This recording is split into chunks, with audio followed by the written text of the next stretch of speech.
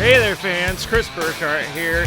We are live at Tracktown. I'm dancing to the music there, having some fun because the day's just starting. Fans slowly starting to roll in. We got some workers rolling in. Athletes slowly starting to roll in because the first event doesn't start for another 2 hours, but still a lot of stuff going down today. Like I said, Tracktown USA, we're here at the Fan Zone, which is in between Hayward Field and Student Rec Center. I say that every time because it's such a cool experience out here.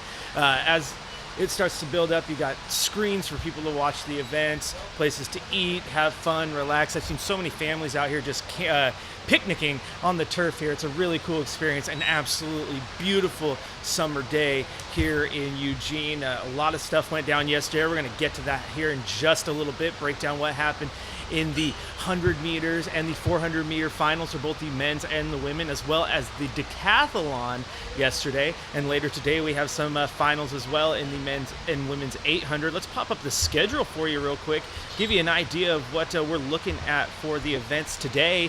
We have the men's pole vault, which will be the final round there at 3:30. The women's 300 meter steeplechase, which is the first round of that. We have the women's triple jump, the men's javelin throw final, the men's 300 meter steeplechase, which is the first round as well, the men's 5,000 meter race, the first round of that, which is going to be kind of fun to watch because Galen Rupp is in there, seeing if he can qualify for his third event, his third long distance event as well in the Olympics. Already qualified for the marathon as well as the 10,000 meter. That'd be tough to race all three of those, but it does sound like he's intent on doing so if he qualifies.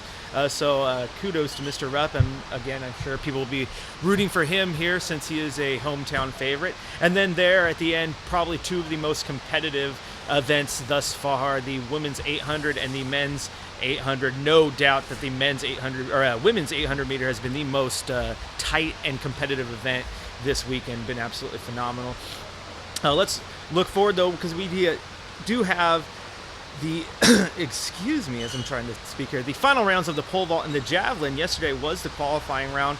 We can look at how that played out for the men's pole vault. There are your qualifiers: Logan Cunningham, Sam Kendricks, Jacob Blankenship, all there at the top with a 5.55 meter qualifying, and then down there at the bottom, Samuel Pearson with a 5.5 qualifying jump.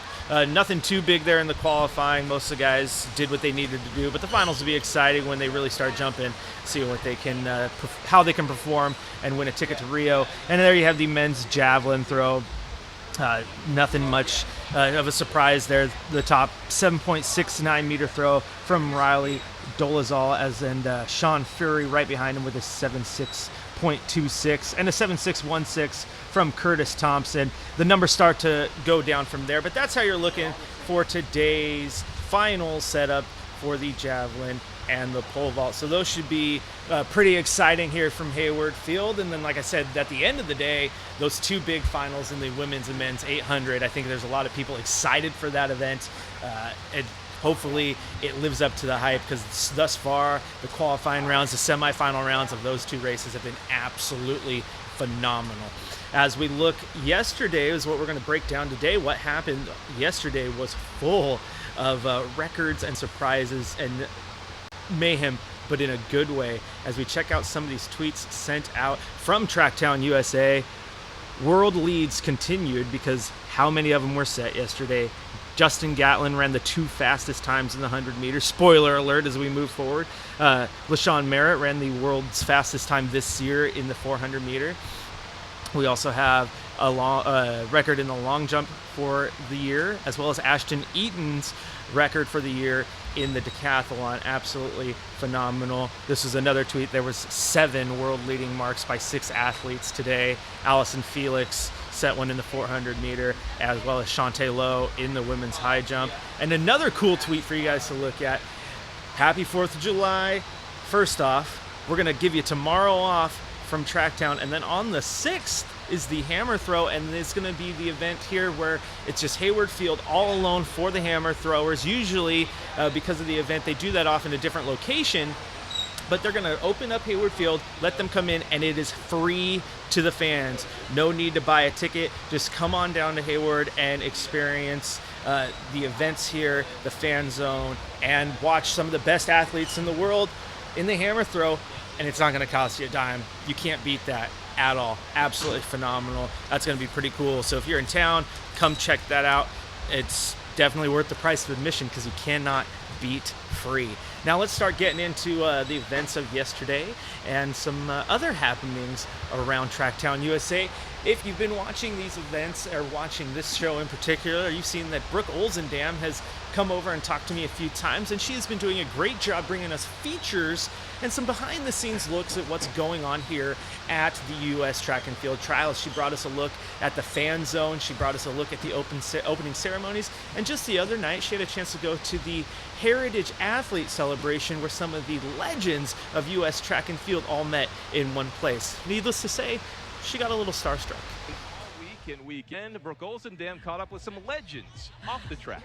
Well, Dan, it was actually Jordan and I. We got all gussied up and headed over to the King Estate Winery for the Heritage Athletes Celebration. Olympians from 72, 76, and 80 were there to be honored. It really was the perfect place for them to relax, catch up with old teammates, and reminisce about the old times.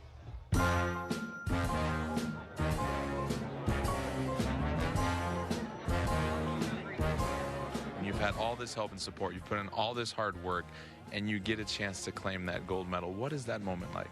You know, it is the greatest feeling in the world because you dream, you see it happen, but in reality, once you've gone through it and you're standing there, you know, the national anthem starts playing if you're at the Olympic Games, and it's just the greatest feeling in the world. Pretty surreal. You know, the notion of lucky to be there, but hey, I'm here, and my recollection is marching into the stadium on the opening ceremonies. Unbelievable.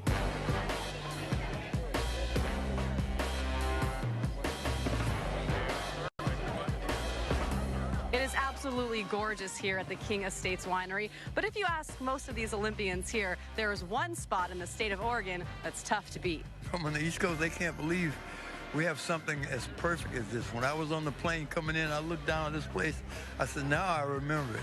And it makes you really appreciate the fact that you are a University of Oregon graduate. And I'm just glad I had my best time back here. So rewarding to do it in Eugene, because Eugene, Hayward Field, you know, its history of track and field and road racing and performing there. It was the first time I ever got to be in a stadium and really understand what it meant to have the crowd appreciate and know what you're doing. It's a very, very knowledgeable crowd.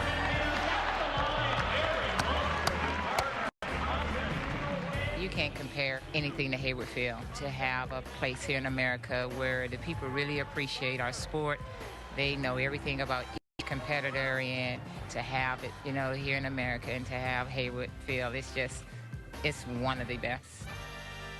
It really was a beautiful evening. A great job to Jordan, who not only hosted and emceed, did those interviews, so most of the heavy lifting. And I have to say, I'm not often starstruck, but when you were talking to Jackie Joyner-Kersee, that was a moment for me. So way to keep it together, Jordan. I tried to. I mean, that is a legend in the track and field world, and being a kid watching her compete when I was growing up, I really had to hold it together myself too, Brooke. Thank you, Brooke. My invitation, I guess, got lost in the mail. You guys both there, and I didn't think even it was a +1, and okay. kind of have my wife I wanted to take too. I mean, you're a great guy, Dan, but understandable. All week. Well, Dan, don't be too upset because my invitation was apparently lost in the mail too, along with the invitations for all the other people from Comcast who were here this weekend. Very prestigious event. We sent Jordan and we sent Brooke. They knocked it out of the park.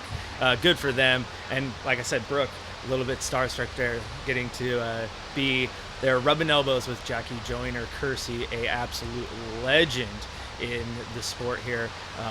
It's not often you get to do that. I mean, we cover the sports all the time, whether it's the Blazers or the Timbers, and that's cool rubbing elbows with those guys. But when you get the legends in the room, like a Michael Jordan or a Jackie Joyner, so that's just absolutely phenomenal. So good event there, King Estates. Thanks for hosting that. And there's plenty of more to come. I know Brooke's running her tail off, working on plenty of more awesome behind-the-scenes features for you, because we still got plenty of events here and plenty of time here in Eugene for the USA Track and Field Trials. But now, let's move on to the events. We're going to start with the event of the day yesterday. All eyes on the decathlon and hometown favorite, hometown hero, perhaps, Ashton Eaton, setting the pace from day one, continued the pace on into day two, had a very good performance.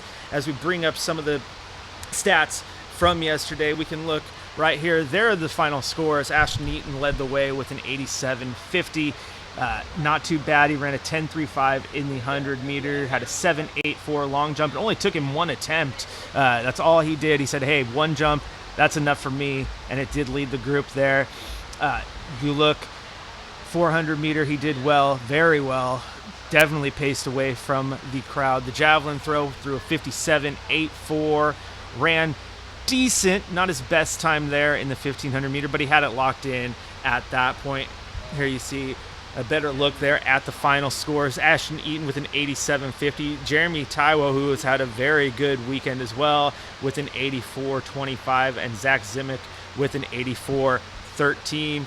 Interesting note here before we get into our next video about Ashton Eaton is Jordan Kent wanted to know if maybe he was just going through the motions or anything, not wanting to get hurt. Was he getting bored? I mean, he raced an 87.50, which is definitely off his pace of 2012 and his world record of a 90.45. But this is the trials. I think he knew what he needed to do to get in, and he wasn't going to push himself. There was the talk that perhaps he was favoring the leg a little bit, perhaps a little bit injured.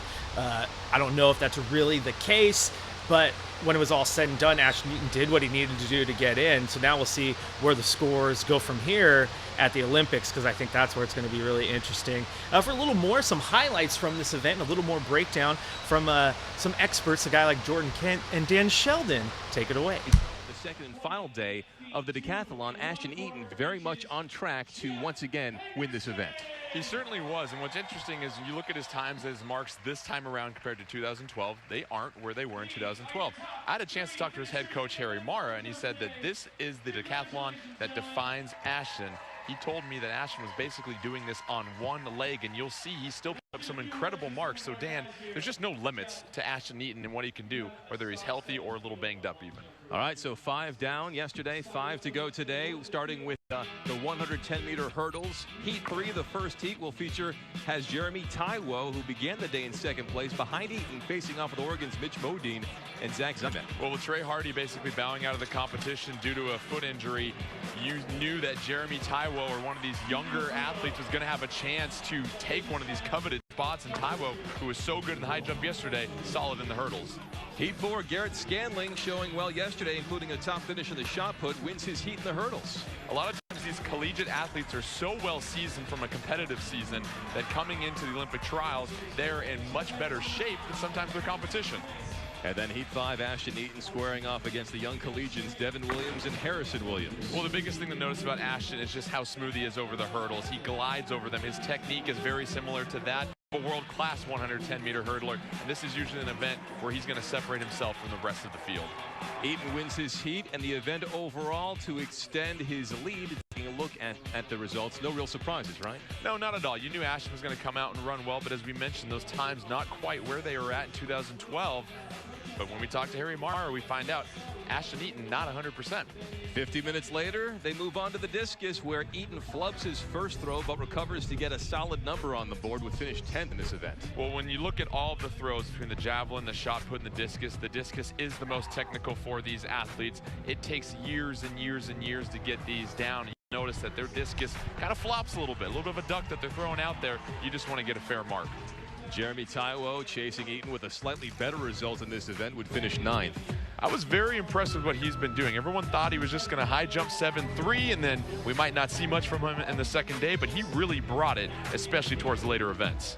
Zach Zimick steps up and asserts himself with the best throw of the day. He was so strong at the collegiate national meet, and he's able to carry over that confidence and momentum, and his coaches have really honed in, especially on his throws, to help find some more points for him to improve. So once again, the discus, you see Eaton finishing 10th, but not a real concern as this thing continues. Well, when you look at the capabilities of all your discus throwers, it's a separation of 140 points between first and 10th. This isn't like the long jump or the 400 where you're seeing a 250 point difference between first and 10th, because a lot of these athletes focus on the sprints. These field events take longer, obviously, so 2+ hours later, they move on to the pole vault. Jeremy Taiwo clears 4.75 meters, would finish 5th. Pole vault is always one of the scariest events for a decathlete because so many things can go wrong and there's so many variables going into place when you're upside down 14, 15, 16 feet in the air. A lot of athletes you'll see are just trying to get a safe mark. Once they get some points, then they can progress higher. Zach Zymek continues to apply the pressure. His second try of the day at 5.25 meters. Would be no problem whatsoever, the highest of the day to this point. Well, what's nice about getting that early mark is then you can become aggressive for some more points, knowing that you've got a safe mark out there. Where the pressure gets really tight is when you've got 2 fails on your opening height, and now you start to tense up knowing that this could throw off your whole decathlon competition. Eaton's third and final try at 5.25 meters to equal Zymek. And he's come so far from when he was a freshman and first pole vaulted. And Eaton, his pole vault used to sort of be average. Now he's one of the best in the field at the pole vault.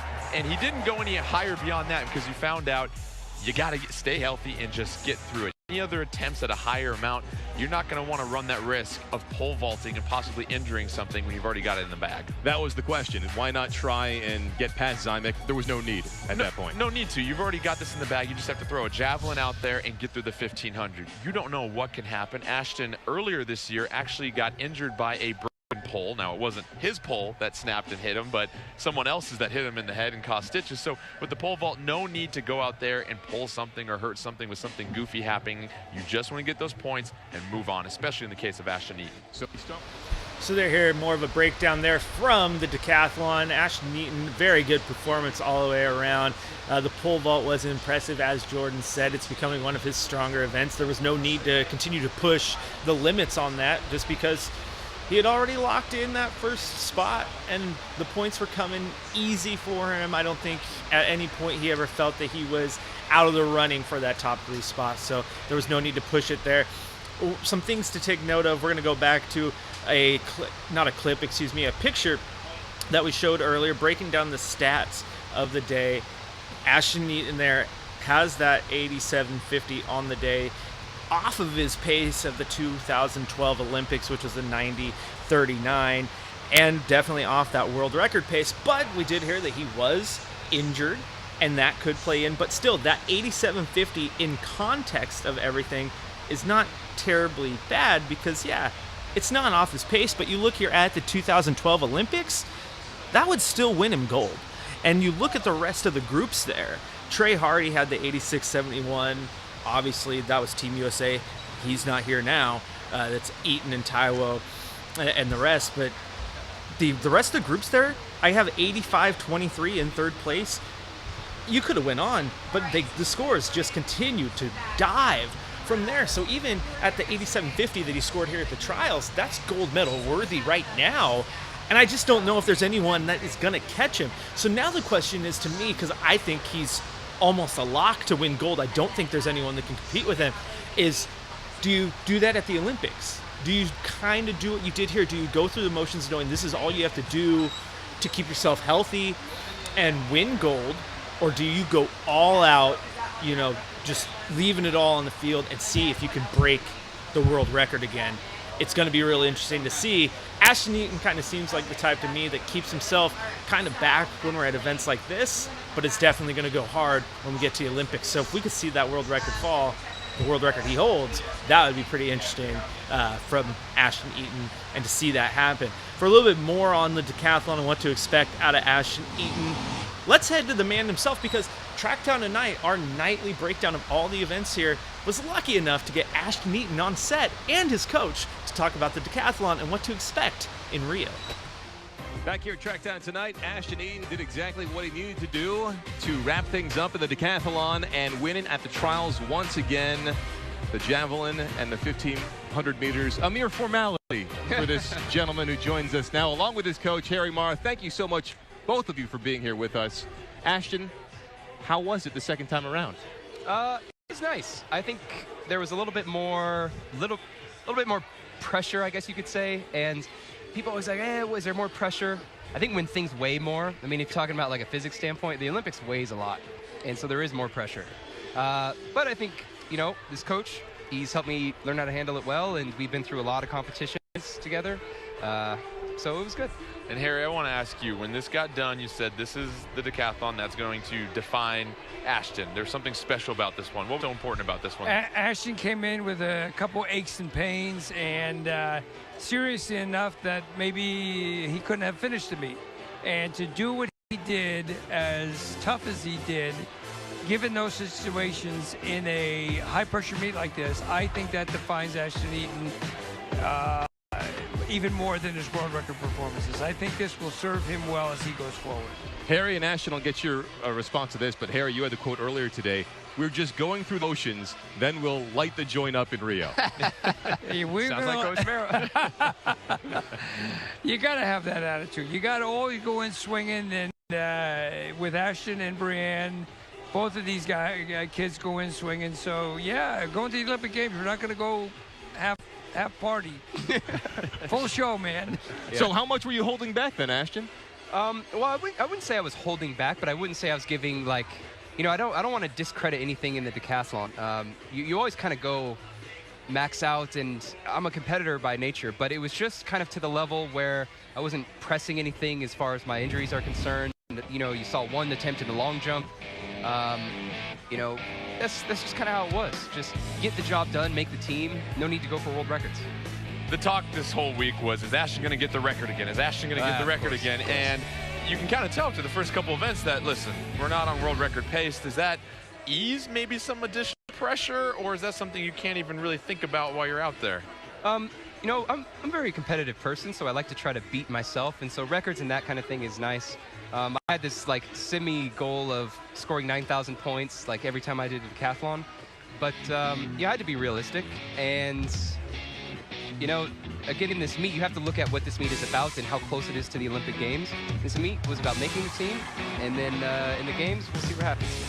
We got more to talk with you guys about here in just a moment, but first, our own Brooke Olzendam caught up with another important member of Team Eaton a short time ago. Let's listen in. You've been rooting your son on from the stands, from Bend to Eugene to London. Does this ever get any easier or less stressful for you? No, and you would think that it would. I mean, so the difference is when you're hungry and you see that your son's hungry for a goal, there's a total different mindset. And when you see that he's kind of now defending his dream, then that's also a little different. And the stress has shifted a bit, but really to just watch him continue his dream at 28 years old in athletics is an amazing thing. And I give him every credit, because he and his wife Brianne have worked so hard together as a team for this last Olympic bid, and I'm very proud of them. Very proud of both of them. Yeah. I know you are headed to Rio, of course, to cheer him. To get another gold, what would that mean for his legacy? Well, you know, I just think it would be just another cherry on top. I mean, I think this particular, if he wins the gold, if he pulls it off, first thing is he's going to be celebrating well with Harry, who he hasn't been able to do that with in a while. The second thing is, I feel like this gold medal is a tribute to Ashton's perseverance and tenacity. I mean, 28's not old, but when you think of it in terms of athletics, you know, he's a little dinged up. And he's really only been racing against himself, right? And to find the motivation within himself to continue to be disciplined and go for his gold, I applaud him in that. And I applaud him. And we applaud you. The piece that you did on CSN was absolutely unbelievable. Such a fantastic mom and supporter of Ashton. So the congrats goes to him, but you as well. And have a great time in Rio. You know what? Thank you so much. We will. Go Team USA. Thank you, NBC. You guys are awesome. Oh, I get a hug too. Back to you guys. Ashton, we were just saying, your mom's an absolute sweetheart. First time I ever met her, she gives me a big hug. Now, I'm a reporter. On what I heard, she said, how about this for Ashton's last decathlon at Hayward Field? And then you had an article come out today saying this is your last Olympics you're going to coach. Was this the last decathlon at Hayward Field for the great Ashton Eaton? I don't know. It's really hard to say. I wish you could like define and be able to tell people, yeah, you know, this is the last deal. But it's so hard to judge things before the Olympic Games, because you have to have so much focus on them. And then after the games, you just go, and then you're like, then you have to make decisions. Any decision made before the games, you just throw out, because the only decision is go to the games and try to win. Nothing else matters. And so after the games, you just reevaluate. You both have said that you didn't get a chance to celebrate like you wanted to in 2012. Why not, and how much will this be different this time around? If you're going for the next level, Ashton wanted to win again in Rio after London. You can celebrate, but you can't be reading yesterday's newspaper clippings. Otherwise, somebody will catch up to you. So Ashton asked me any number of times, hey, Coach, you think we celebrated enough? And I said, Ash, you know what the answer is. It's no. But Ashton pulls it off in Rio. Bree pulls it off in Rio. Copacabana, baby. Basically, I think it's just, I don't think there's anybody here, even behind us, that is dedicated as much to one thing in their life as he has to the decathlon. Because he has been a coach since you were 24 years old. You've been doing this event since, I don't know how old you were. And here he is at 69 years old. Coaching the decathlon every waking hour is focused on doing that. And so for him to coach the world record holder and Olympic champion, that's his whole life has been about that. Making these, and so I thought for him to have done that and then to just go back and try to, go to the World Championships the next year with no celebration was just a little too tough. We will celebrate. And we got to get the job done first. You made the decision to coach him, half a dozen years ago now. Did you ever expect it to play out quite like this?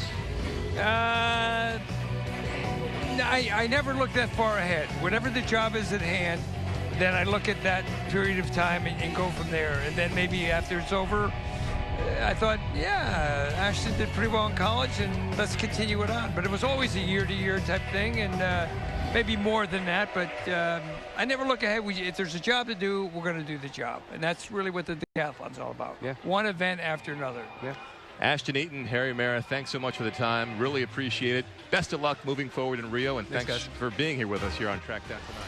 So there you hear from Ashton Eaton and his coach. Pretty cool experience for those guys, and pretty cool experience for us to get those guys on set. It's not something that you get to have all the time. Is the world record holder in the decathlon, the champion here at Tracktown USA, and with the score that he posted yesterday, now has the highest decathlon score recorded this season in the world, which is pretty impressive as well.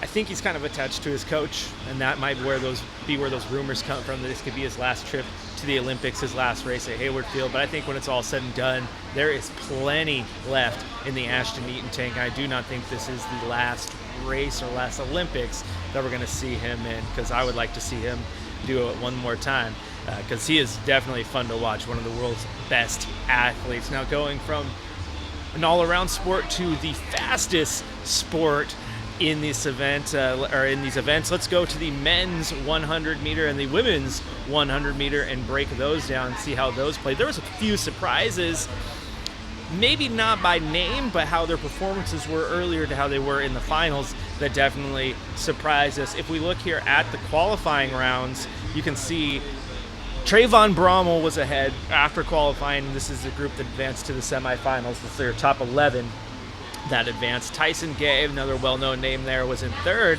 But then you look and you see Justin Gatlin at 7 running just over 10 seconds, and you're like, whoa, what's going on there? Is this, the end? Is this his swan song? Does he have anything left in the tank? And I think a lot of people were wondering that after watching the first race from him. But then he said, whoa. That was just a warm-up. He comes out in the semifinals, runs a 9.83. and just blows the doors off. Trayvon Brommel runs a 9.86. He's had a great weekend, but Gatlin going from 7th to 1st there in the semis was awesome. And then in the finals, Gatlin does it again, runs a 9.8. Right behind him, Trayvon Brommel runs a 9.84. Couple that with the 9.83 that he ran in the race before there, Gatlin, those two guys now have the 3 fastest 100-meter times ran this year in track and field. Absolutely phenomenal from those guys. And for Gatlin, it was really cool to see him come out and prove that he has plenty left in the tank. And can he be the one that knocks Usain Bolt off of his perch, and that's something to really think about because Gatlin was on his heels in the Worlds. He's been behind but kind of catching up, and right now Usain Bolt's injured. He's got a gimp leg. Is he going to be at 100% if he makes the Olympics? There's more on that. The fact that he didn't qualify during the Jamaican trials but still has a chance to qualify because he sat out with a bum hamstring. But is he going to be 100% if he makes it? And Gatlin could be right on his heels for a gold, which would be pretty cool for Gatlin to do, and for Team USA to be the team that knocks the best sprinter in recent memory off the top of the mountain.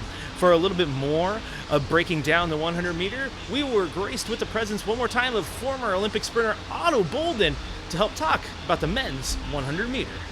Over to the men, where we expected the old guard to collide with the new. Justin Gatlin and Tyson Gay, a couple of 30-somethings going up against Trayvon Bromell, that is. 3 heats in the semifinals with the top 2 from each, along with the next 2 fastest advancing to the final. Justin Gatlin in the first heat, and he comes away with the fastest time in the world this year to this point.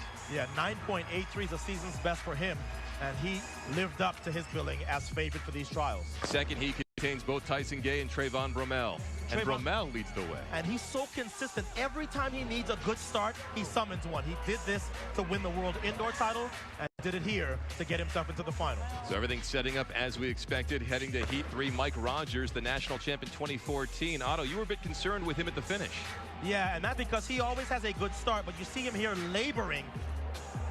He did get himself into the final with a 9.98, but this performance clearly not as good as the first 2 semifinal performances with Gatlin and Bromell.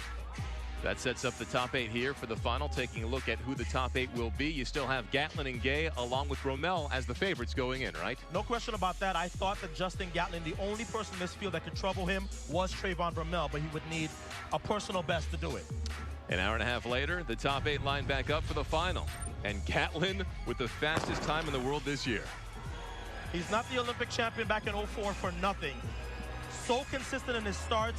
He does not break form usually, and he didn't break form. Season's best for him, fastest time in the world. Trayvon Bromell in second equals his all-time best at 9.84. What a young talent making his first Olympic team, and Bracy coming up for third. So Florida across the board. God, thank you so much for everything you've done for me. Had some injuries this year, a little banged up, but I'm be able to glad come out here and be Olympic trials champion again. Trayvon, you knew your start had to be good. Describe it in the entire race that got you on your Olympic team. I just wanted to stay focused on what I had to get done. I knew I was going to get some great guys, and I just knew I had to get out, just keep my composure. Marvin, can you describe the pressure you felt, the final steps, and then you crossed the line and you knew you were there? Man, after watching, the semis, I knew these guys were ready to roll, and I knew that, I had something left in the tank, but I'm just happy to come out here, execute, and make this team. Finally, Justin, the global title you're looking for will have to go through Usain Bolt should he be healthy. Your thoughts on potentially facing him again in Rio? Well, first of all, I got to face these young bucks right here. They was coming on very strong, so anybody who steps in the line, I think USA is going to be ready. We want 1, 2, 3 once again in Rio. We're coming. And Otto, how huge is that 9.80 from Gatlin? Because as we know, Father Time is not kind, especially in the 100. But with Bolt possibly banged up heading into the Olympics, what are the implications for Gatlin? Well, it's taken 9.6 to win the last 2 titles, Bolt in Beijing and Bolt in London. I'm not sure if Bolt's ready to run 9.6 this year, especially given his hamstring issues at the Jamaican trials. But I still think Bolt's probably ready to run 9.7. So 9.80 is great for Gatlin, but I think unless he's ready to run 9.7, maybe low, he may be looking at Bolt back again. But lot left to be discovered about the form and the fitness of Usain Bolt. Do you think Gatlin can get there, though, between now and then? Oh, there's no question about it. Listen, Gatlin lost by 1/100 of a second to Bolt last year at the World Championships. He's been narrowing the gap, but Bolt is such a fantastic champion that you have to be perfect and then hope that Bolt has a bad night if you're going to beat him in a championship setting. And you mentioned what's perfect. What is the most important aspect for Justin Gatlin? So many sprinters, it's about their start. What is it for him? I think for Justin at this stage, it's really his composure. Because last year, he was on a multiple meet winning streak. He looked like he finally had a shot to beat Usain Bolt. He gets out of the blocks, decent start. He leads to 60. He leads to 70. Now here comes Bolt. He does not maintain his composure, and he falls apart in a way I have never seen him fall apart. Bolt outleans him, there goes his chance. A lot of people think that's the only chance he would have ever had to beat Bolt. We'll see. He may get another chance in Rio. Now over to the men, where we expected the old guard to collide. So they heard from Otto Bolden, said he does have a chance in Rio. That is Justin Gatlin, and that is if Usain Bolt isn't healthy. If he's healthy, you're going to be looking at quite the battle between those two. Either way, it's going to be a pretty good race down there in Rio. But Gatlin, I think he threw the gauntlet. He just said Team USA 1, 2, 3, which would be pretty impressive, would it not? I think that would be something any fan of Team USA would like to see. Once again, this is Chris Burkhart here with you. We are live at the Tracktown USA U.S. Track and Field Olympic Trials at the fan zone between Hayward Field and the Student Rec Center. The employees and fans starting to pour in here. Events will start here in just a few hours. Great experience here. What better way to come spend your July 4th, your Independence Day before the nightfall and some fireworks, and to take in some of the best athletes in the world and the experiences here out in Eugene. Now, we just listened to Otto Bolden and the group talk about the men's 100 meter, so let's move on now to the women's 100 meter, which had a few surprises as well. You look at the scores right there. That was the qualifying rounds to advance to the semifinals. Jenna Prandini, English Garner, Terry Bowie, Jenna Atkins there at the top. Prandini, impressive, 10.81. But as I said in the show the other day, that was win-aided. And Gardner and Bowie were right behind her when they didn't run in their win-aided round. I felt that Jenna Prandini wasn't in top form and that wasn't going to stand. I didn't see her in first place, and I think that was a surprise because she was probably a favorite coming into this. Well, then you get to the semifinals and you see Jenna Prandini falls to fourth now, and Terry Bowie, English Garter, and Tiana Bartoletta jump above her, improve on their scores, and Jenna Prandini's score stays relatively the same. Then you move on to the finals and you're like, is she going to step up? What's going to happen? She falls once again, now this time to fifth, a 10.96, her slowest time of the trials. And English Garner comes up, takes that number one spot, followed by Bartoletta and Terry Bowie. So kind of the surprise there, because I think a lot of people were rooting for and expecting Jenna Prandini to come out and perform a little bit better. There's so many things to factor in here. Was there an injury? Was there this? Was there that?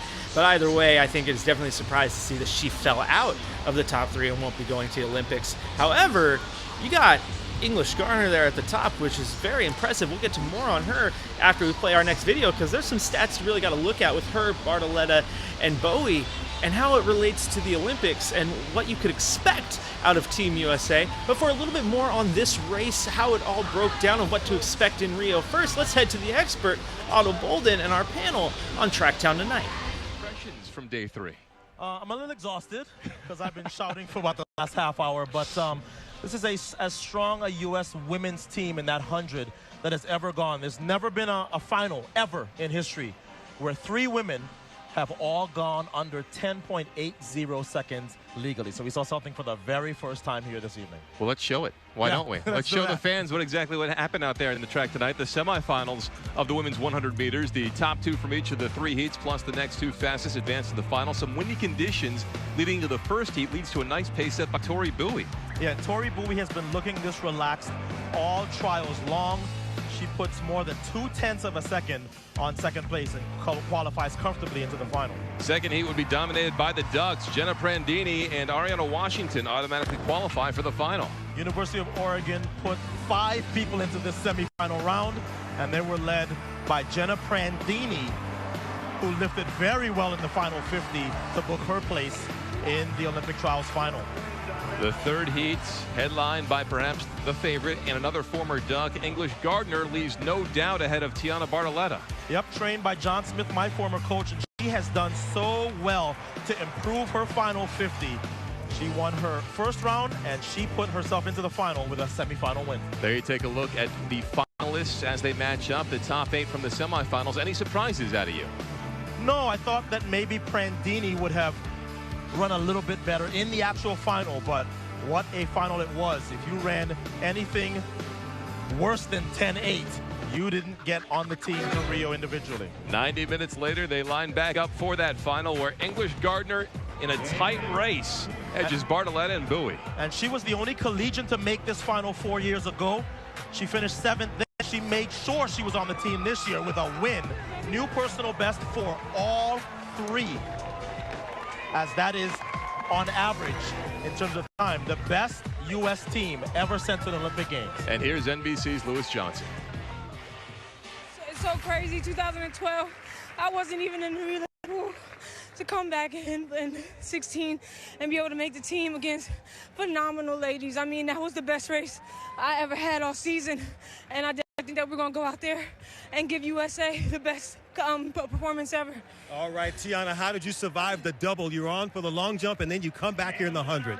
I just kept repeating the mantra. All I have to do is conquer myself, and that's the only victory that matters.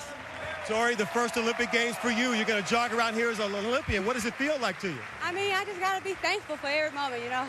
I say no matter what happened today, I was going to be thankful. So here I am. I'm thankful. On to the next race. All right, ladies. And Otto, I'm curious, how much is it training and how much is it the competition that helps spur these women to these incredible times?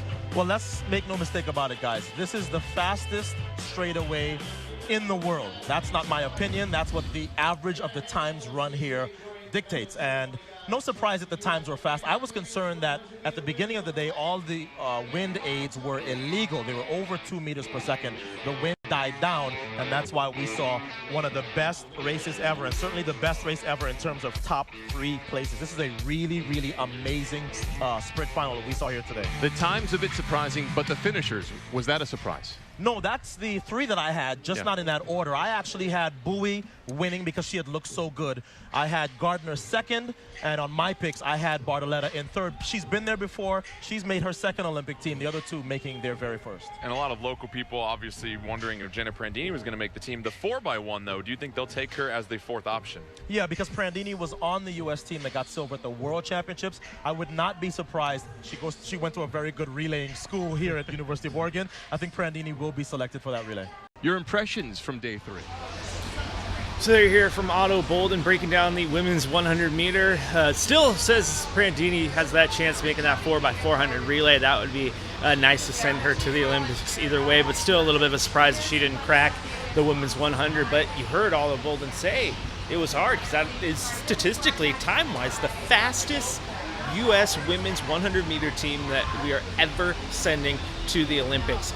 Let's look at some things here that, like I said, that we would talk about. We'd break down the numbers and how their times relate to the Olympics, and it's quite interesting because, once again, let's look at their times. English Garner wins it with a 10.74. Tiana Bartoletta with a 10.78 in second. Terry Bowie with a 10.78 as well, right there in third. Compare that to the 2012 Olympics. A 10.75 was first, a 10.78 was second, a 10.81 was third. So if you're keeping up with me, that means that these 3 ladies, if racing in the 2012 Olympics, would have placed first, second, and third. That is phenomenal. And I think that's something you really need to watch out for or look out for here in Rio, because these girls are fast. They can run, and they can all do it so incredibly well that it would not be a surprise to see all 3 of them place, and that would be absolutely phenomenal. And then you got to wonder which one of them is going to win first through this. In the hypotheticals, my favorite right now is still English Garner. I think she's in top form and playing extremely well. Absolutely phenomenal to see that from her. For a little bit more on this race, we're not going to break it down so much with the experts, but we're going to break it down with the person who won it. Because English Garner took the time to sit down with Dan and Jordan on Tracktown Tonight. You could make that kind of prediction. I've always been a crazy girl. I don't know. Leading up to this, I did a lot of soul searching. And I think the biggest difference I made this year was a mental game. I definitely took heed into the story of Noah and how he knew it was going to rain before rain was even thought of, and that he knew something big was going to happen, something spectacular, so he prepared for it. And that's kind of how I went into this Olympic trials, is I knew something special was going to happen. I just wanted it to either drizzle or rain pretty hard. Well, no rain here in Eugene, which is, a good thing for these trials. Yes. But I'm curious, your training has been going so well this year, but your incredible time, how much of that can you credit to such a competitive field? I mean, this is one of the fastest women's 100 races we've ever had before. Yeah, fastest third place.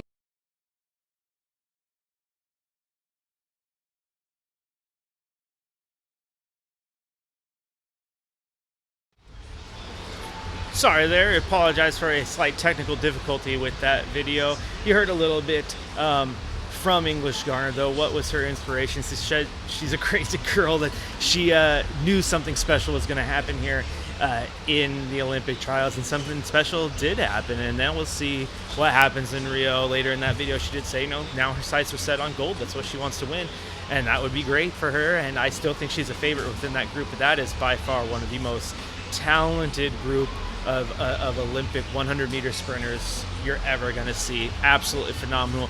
The women runners in general have been putting on shows, because if not the 100-meter, that's phenomenal. The women's 800-meter has been probably the closest race or event in this entire trials thus far. So the women came out, and they came out strong. Very, very entertaining, and well, I can't wait to see what happens in Rio.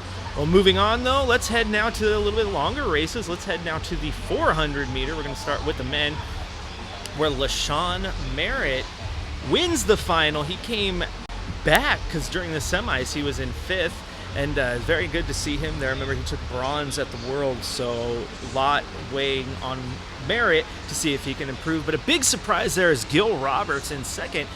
If you had not been paying attention or don't know what happened, during the semis, he was disqualified for a false start, protested, ran under protest, and then was granted the protest and the time and qualified for the final. So he went from being disqualified to placing 2nd and going to Rio. So that is fortunate for him.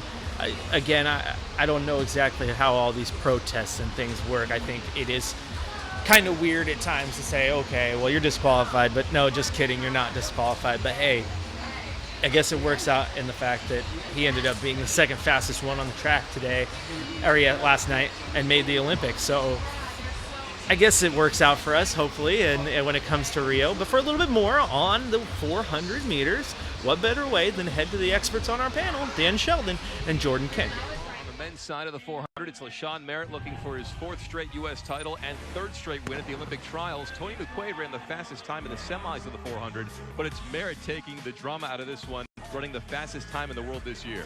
And really for Merritt, it's about getting out fast and being able to get everyone behind you to chase you and throw off their rhythm in the race. Gil Roberts won his false start appeal yesterday and made the most of it, finishing 2nd behind Merritt. And when we talk about LaShawn Merritt and Gil Roberts, guys overcoming adversity, don't forget Merritt pulled out of the 2012 Olympics in the very first heat with a hamstring injury. So to see him bounce back this strong is a feel-good story. Again, not the drama of the women's side. It's LaShawn Merritt with no doubt. Berberg rounds out the Olympic team along with Roberts. Here's Merritt talking afterwards. One thing I have to really focus on is the integrity and the amount of effort I give in my races. You know, I've ran a fast 200 this year, so I can get comfortable with just floating some. Something I need to get out of. I attacked it early. I had Gil outside of me, so I ran smooth. I ran within myself. Coming off the home stretch, it was all about getting the right body position. You know, I feel like if I have the right body position, then I'm able to execute and use my strength with it, which is being strong and being fast. So with like 50 to go, I felt good. You know, I didn't have a lot of pressure on me, so I just kept it smooth and finished up. There's a final look at the 400-meter dash on the men's side. LaShawn Merritt, Gil Roberts, David Berberg, and there you see the rest of the field. What are the expectations for Merritt in Reno? When you look at Rio, I should say, not Reno. It's going to be a head-to-head battle between him and the 2012 Olympic champion, Karani James. Karani James has been running spectacularly well his entire career, although it's been a young career. For LaShawn Merritt, though, that 43.97, it's his 8th time going under 44 seconds. He's looking stronger and stronger. We joked about him turning 30 on Monday. The fact that he feels this good and this strong, you can't help but give him a round of applause because you know how difficult it was for him last time. Now, the key as he gets to Rio, as you mentioned, staying relaxed, staying strong in that final 50. That's his strength, is being strong. Much stronger than the rest of the field. Meanwhile, on the men's side. Oh, Jordan, that's his strength, being strong. That makes me laugh. Anyway, moving on, that is your breakdown of the men's 400. Congratulations to LaShawn Merritt, because it was pretty nice to see, like Jordan said, that story, having to bow out last Olympics, coming in here, finishing lower than I think a lot of people anticipated there in the qualifying and the semis, but then taking first place in the finals, which is kind of, I guess, to be expected now, because what I've really noticed is these athletes are really laying off the gas in the beginning, and then when they get to the finals, or if they feel like they need to in the semis, they are really putting that pedal to the floor, and it's paying off for these guys. It's absolutely phenomenal to see some of these top athletes really control their paces, control their bodies, and decide what's going to go on and how they're going to perform. It's really very interesting to see. But moving on now to the women's 400, where we have Alex and Felix finish atop the group. Not really a surprise there. I think she was definitely the favorite coming in. The bigger surprise is probably Francina McCory and Courtney Okolo, who I think a lot of people thought was gonna win coming into this, and she drops all the way to 6th after the final, especially when you compare that to the semifinals, where Okolo was right there in 3rd, Francina McCory right there in 1st, and they both dropped, so it's kind of a surprise the way that played out. But the constant within that group between the semifinals to the finals is Allison Felix. What a race. And she's doing this with a bum ankle, so what's going to happen in Rio if she gets completely healthy? That's going to be really fun and really interesting to see those top 2 girls running under 50, which is pretty impressive as well, especially when you consider that all 4 in London, the placers, were under 50 points. So those are going to be your 2 women to really watch there for Team USA, Alex and Felix, and Phyllis Francis. For a little bit more on the women's 400 meter, we're going to do what we've been doing this whole show, and that's head to the experts breaking down the highlights, get a chance to see what happened. So let's send you to Dan Sheldon and Jordan Kent breaking down the women's 400 meter. The women's 400-meter final. Can Allison Felix continue her fight through an ankle injury and hold off this talented field in one of the standout performances of the meet so far, Jordan? Well, it was so interesting. Coming into this race, everyone had Courtney Okolo, the NCAA stud, penciled in to win this one, because Allison Felix, as you mentioned, had been battling some injuries. But this was a race all about grit. We talked about how loaded this field was the entire week. And as they made their way to the backstretch, Dan, you really started to see some separation. And when you heard that crowd roar, it was less about Felix, but more about the hometown favorite, Phyllis Francis, the Duck. You'll see here as we start to see the separation. We give you the whole highlight here. Of course, Natasha Hastings set the early pace. Felix blitzes the field in the final stretch, the fastest time in the world this year, the 3rd best race of her career. But Felix in the unbelievable comeback to go 49.68 and not 100%. Very impressive. Here's Felix afterwards. You know what? It's really about once I'm done, that's kind of when everything sets in, and having to get it back ready to go back out. So I think my adrenaline is feeling okay right now. Tomorrow morning we'll see. Allison, the 200. Allison, it was just adversity. I mean, everything was coming at me, and it was a big year. You know, it was kind of the first year I set out at the beginning of the year with the 2 in the 4 in line, and it seemed like nothing was going my way, and then just trying to find a way. And so to me, that's why it means so much. So here you see the final results. Allison Felix, Phyllis Francis, the former Duck, and Natasha Hastings all headed to Rio. Well, as we mentioned about Allison Felix, the most impressive part was her ability to finish strong, because typically when you're injured in the 400, you're going to feel it the most the final 100 of the race. Right. And you're going to try everything you can to get out fast and get out well. But for her to finish as strong as she did, that was what was most impressive. And I was really surprised Courtney Okolo didn't give her more of a run for her money. But look at this. She's going to pass Hastings, and Hastings, who ends up getting third, you just look at it. Looked like the rest of the field was standing still. And the most important thing you can do as a 400-meter runner when you finish strong is to maintain your form. We've all ran before. We all know what it feels like when you're exhausted and you're tired. The last thing you want to think about is getting those knees up high and pumping those arms, but that's what you have to do. It's somewhat counterintuitive, but to grit and grind that final 50 meters, you have to relax, and someone like Allison Felix has the experience to do that. So was she sandbagging the rest of the field, focusing on the ankle injury, thinking that she wouldn't be a factor down the stretch, and then boom, takes the rest of the... My guess would be coming into it, she wanted to make sure she had something left in the tank that final 100, because if you can feel strong at that point, and I was surprised that it was a little bit of a slower field in the final. More of these women should have gone under 50 seconds, but we only saw 2 of them run 49 points. So for Allison, a very smart, tactical race in this 400. So there you hear from Dan and Jordan breaking down the women's 400. Very good race.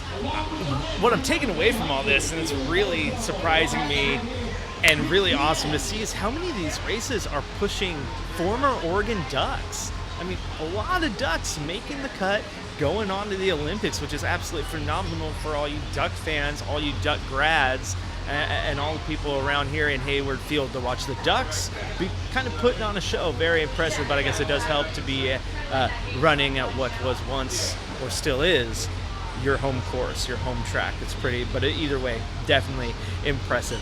One more race from yesterday to break down, or event, excuse me, to break down, the women's high jump, which didn't have a lot of suspense. I think the favorites, the women we thought were going to win, did.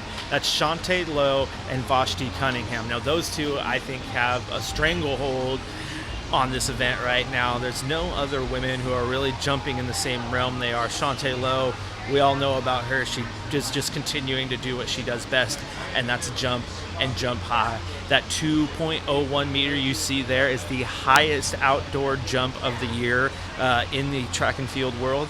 And for Cunningham, daughter of former NFL quarterback Randall Cunningham, at 18 years old is the youngest Olympian in 36 years. Since 1980, when Carl Lewis made the team at just 16. To be 18 years old, to be right on the heels of one of the best women's high jumpers in the world is pretty phenomenal. So congratulations to those girls.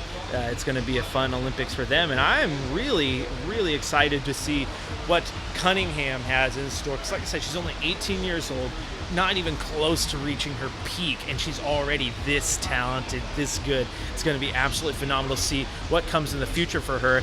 And hey, can she surprise? Can she outjump some of these ladies? Can she get to the podium and bring a medal back at only 18 years old? It's going to be absolutely phenomenal. For a little bit more, let's head back to Dan and Jordan, as well as a cameo interview from her dad, Randall Cunningham.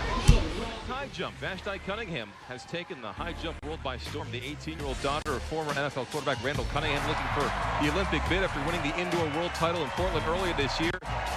And Nika McPherson, she's doing pretty well for herself, and she needs to clear 1.93 meters to make the Olympics, and she does just that. There's Randall Cunningham coaching his daughter from the stands, and here's Vashti. And you look at Vashti and what she's able to do, clears that bar, nicely done. Shantae Lowe, her second try at 1.99 meters. She clears it. And what was so funny is Lowe was going for her 4th Olympic team, and obviously not shy in front of the cameras, whereas Vashti Cunningham going for the first world team for Shantae Lowe. Vashti Cunningham was 5 years old at that time. Lowe takes the title, Cunningham second. The 18-year-old still makes the Olympic team. The 18-year-old is the youngest U.S. track and field Olympian in 36 years. Greater than anything I've ever done, you know. It's always better when you see your kids doing it. I mean, to watch her, and when she got to 197, just dug down deep and had to go get it and went and got it, and, you know, finishing with a silver at 18 years old. You know, I think about the hard work she puts in and how she always works to glorify God. You know, she's been praying, been doing everything, and I just thank God for her. She's a good little girl. A good little girl, to say the least, right, Jordan? Come on. gosh, 1.97, what can you say? She is the future of the sport. However, Shantae Lowe not ready to give up her crown. She is still the queen of the American high jump. Vashta, a lot of people expected maybe Cunningham to take this at 18 years old. They did, but it's been a long season for her. She had world indoors, and then you're competing at these high levels as well, too. And Shantae Lowe has been in these type of competitions before where you really have to rise up. She knows her technique. She's a veteran. So I wasn't really going to expect Cunningham to take Shantae Lowe's crown, but she got that elusive spot, and now she's going to Rio. She's going to get some really great experience at a young age that she can build off of for years to come. Jordan. So absolutely phenomenal performance from Vashti Cunningham. Very interesting and exciting to see a 18-year-old do what she did. And like Jordan said, I don't know if people were expecting her to beat Shantae Lowe, but it would be quite the story, would it not? And so now we're going to see what she does at the Olympics.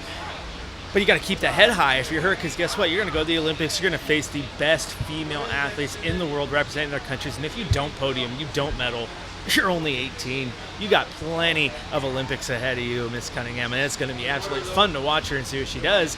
Hoping she can perform very well at the Olympics. But either way, what a story.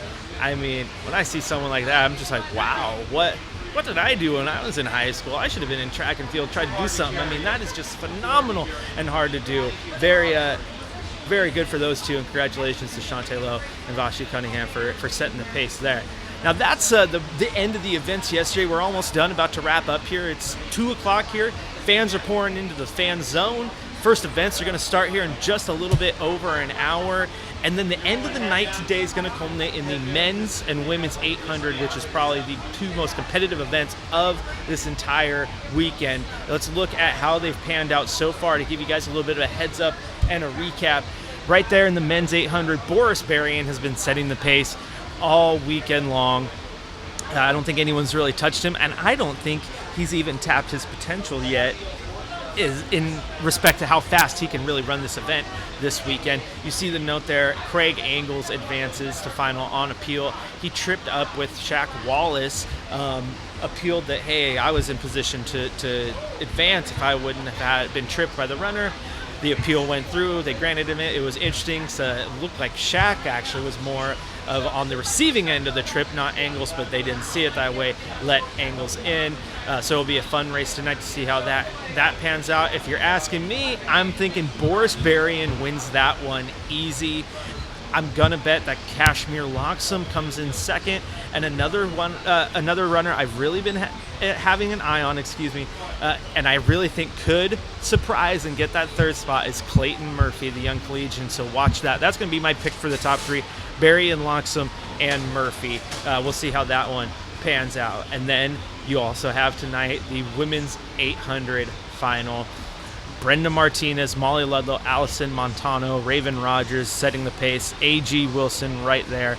It's going to be another good race. I mean, like I said, it's probably one of the closest races of this entire weekend. Look at those numbers. I mean, 1 second separating the top four, less than a second and a half representing the top 8. Who's going to win that? It's going to be interesting because through the semis, through the finals, or through the qualifying, the top 3 have kind of jumped and mixed up a little bit. Molly Ludlow was on top for a second. Brenda Martinez made the jump. So who's going to win the top 3? If you ask me, I think Martinez is probably a favorite to stay close to that top position. Molly Ludlow and Montano is going to be a toss-up. I think I'm going to go with Montano on that one. And then what I want to really see is Raven Rogers sneak into that third spot. So if I'm a betting man, I'm going Martinez, Montano, and Rogers to win that event. But we'll see. It's going to be fun to see, and we will break it all down for you on the next edition of Tracktown Live webcast, as well as Tracktown Tonight, which will be airing tonight at 6 o'clock live from Hayward Field. And then we'll get a couple off days. Let everyone go enjoy their 4th of July weekend. Maybe they get a day off tomorrow. Remember, on the 6th is the hammer throw, one day dedicated to nothing but the hammer throw with free admission for fans. So come on down, enjoy that. Then on the 7th, we get back into some events. Let's break down. I got the schedule. Right on the 7th, we have the women shot put qualifying. We have javelin throw for the women, the 5,000 meter for the women, triple jump, 100 meter hurdles, 200 meter, 400-meter hurdles, discus throw for the men, shot put again for the women. The final Thursday the 7th, as well as Tracktown the Night, live from Hayward Field. But that is it for today. Thank you so much for joining us. We've been bringing it to you here. I've had such a fun time. And we're only about halfway done, so plenty of more to come. We'll be back Thursday with our Tracktown Live webcast and plenty more Tracktown Tonight here from historic Hayward Field for the United States Track and Field Olympic Trials.